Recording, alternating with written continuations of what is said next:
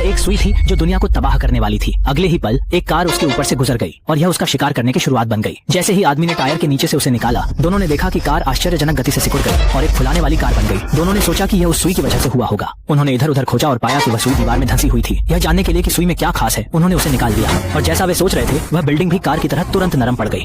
यह देखकर दोनों को समझ आया कि सुई कितनी खतरनाक साबित हो सकती है। अब दोनों में से कोई भी इसे छूने की हिम्मत नहीं कर रहा था। जब वे इसे एक दूसरे को सौंपने की कोशिश कर रहे थे, उसी समय एक पुलिस कप्तान वहाँ से गुजरा। उसे ऐसा लगा कि वे झगड़ा कर रहे हैं। जैसे ही वह माजरा समझने आगे बढ़ा, सुई उसकी हथेली में चुभ गई। पुलिस कप्तान को सुई निकालने की कोशिश करता देख दोनों ने तुरंत उसे रोकने का प्रयास किया। इसके बावजूद पुलिस कप्तान उनकी बात सुनने के लिए तैयार नहीं था।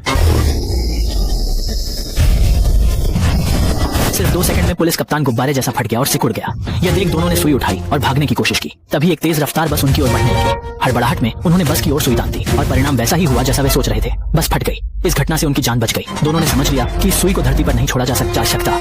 तब उन्होंने एक गुब्बारा लिया, सुई को उसमें बांध दिया और उसे अंतरिक्ष में भेजने की योजना बनाई। लेकिन गुब्बारा ज्यादा ऊंचा उड़ने से पहले ही फट गया।